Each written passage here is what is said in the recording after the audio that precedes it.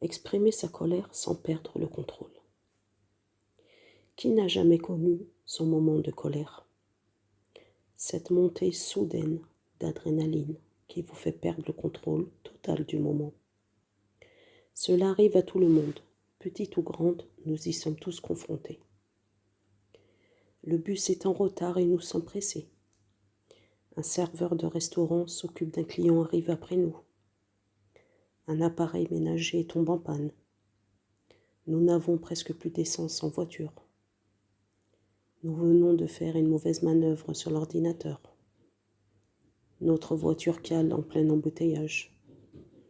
Nous nous cognons le pied contre un meuble en nous levant le matin. Un ami ne nous rend pas rapidement un objet prêté. Le boulanger n'a plus de pain, etc. Que ce soit contre soi ou contre les autres, nous savons rarement nous dispenser de nos réactions de colère. Reconnaître son état colérique est donc indispensable pour mieux comprendre la colère et tenter de changer ses réactions émotionnelles disproportionnées. Il n'est pas question de s'autoflageller, mais d'être lucide. La colère contre soi. La plus redoutable colère vient de l'impatience de ne pouvoir maîtriser la colère.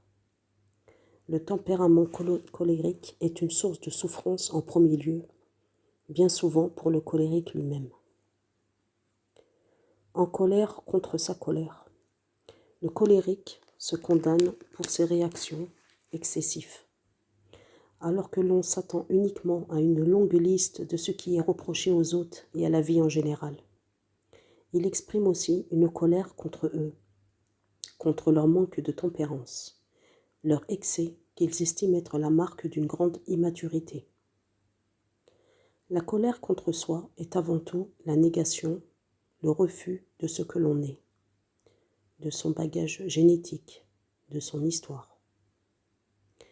Ce n'est pas une dynamique pour aller mieux, ressentir mieux, se comporter mieux, mais une arme contre soi, une atteinte profonde à son estime de soi. La colère pourrait aussi traduire un refus de soi, non pas un souhait de changer, mais le désir d'être surtout ce que l'on n'est pas. Les émotions exacerbées et les comportements excessifs n'apparaissent pas seulement fortuitement, mais se développent et s'amplifient au fur et à mesure de la vie. C'est donc en prenant au sérieux certains dérapages, qui semblent anodins, que l'on comprendra mieux comment se construit la colère. Et ce, pour mieux l'atténuer, la contrôler, avant qu'elle ne nous domine entièrement. La colère est mauvaise pour la santé. Si certains pensent qu'il existe une forte corrélation entre la colère refoulée et les crises cardiaques, un psychologue de l'université de Maryland, Aaron Seligman, a démontré le contraire. Exprimer souvent sa colère est un sérieux risque de souffrir de maladies cardiaques, tant la colère endommage les artères. A l'inverse, une bonne maîtrise de la colère est beaucoup moins dangereuse. La colère fait souffrir. La personne colérique n'exprime pas son trop-plein pour l'évacuer. Elle fait un passage à l'acte.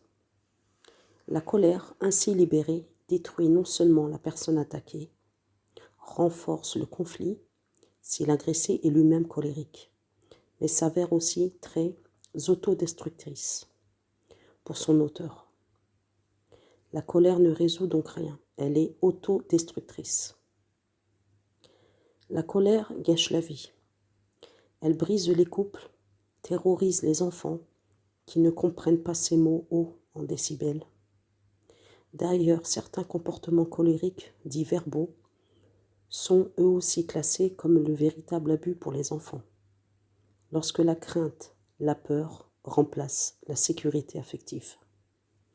Il n'existe guère que deux solutions, soit la soumission pour éviter le conflit, ou soit la contre-agressivité qui renforcera la colère parentale et peut provoquer la violence physique. Quand la colère dirige les attitudes au travail, les communications se rompent, les évitements apparaissent et les mises au placard sont monnaie courante. Car bien vite le colérique, s'il continue à laisser courir son tempérament, se rend compte qu'il devra vivre seul, que tout le monde le fuira. L'image de soi se dégrade au fil des incidents. Et il entre dans des sentiments d'auto-dévalorisation, voire dans une pathologie, dépression. Au final, il accusera de tous les maux et s'en voudra de ne pas avoir su contrôler sa colère. La rage au volant. Beaucoup justifient cette colère, en particulier quand ils prennent le volant. La rage au volant est l'exemple de ce que j'appelle le crescendo de la colère.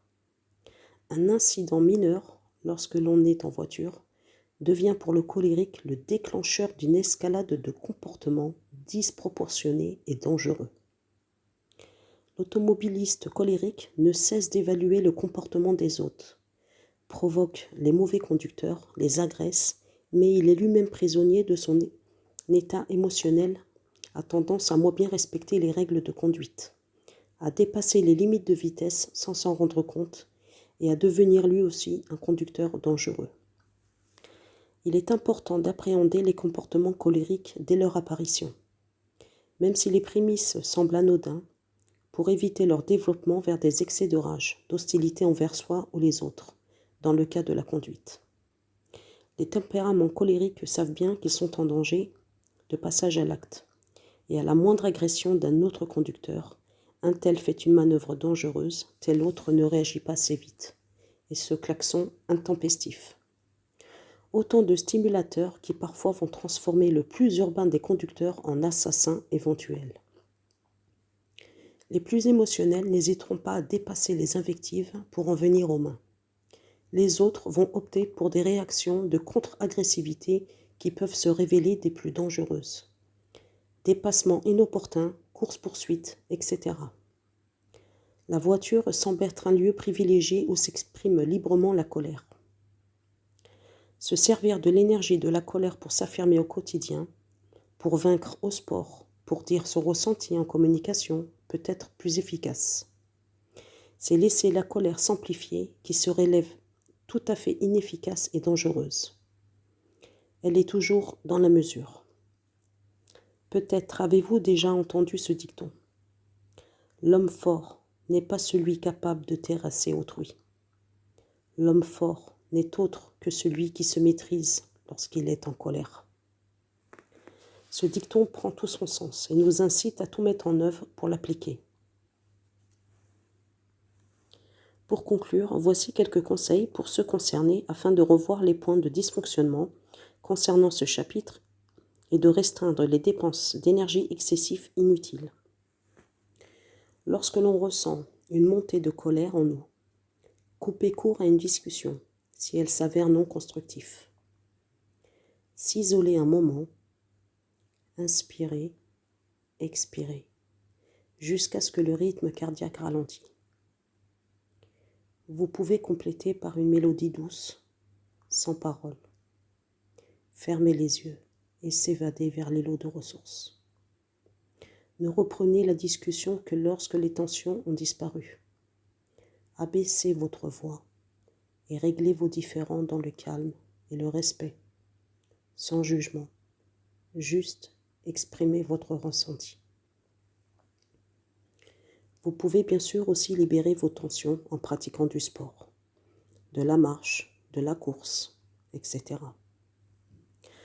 En voiture, il est impératif de revoir son comportement et d'adopter une attitude responsable pour ce faire. Vous pouvez accompagner vos trajets par une mélodie douce. Vous pouvez, si vous le souhaitez par moment, céder le passage au sens inverse, même si vous êtes prioritaire. Le conducteur vous remerciera d'un signe de la main, parfois accompagné d'un sourire. Ce petit geste vous fera prendre conscience que la circulation n'est pas un lieu de défoulement, bien au contraire. Par nos gestes, nous pouvons y faire régner des moments de convivialité et de partage. Tout cela s'apprend bien sûr, à force de persévérance. Même si après tout l'attitude de l'humain ne tourne pas toujours dans le bon sens, peu importe. Apportez par chacun un peu de fraîcheur, de douceur, de calme et d'ondes positives. N'oubliez pas que le positif l'emportera toujours sur les négatifs. La lumière éclairera toujours les ténèbres, soyez-en sûrs.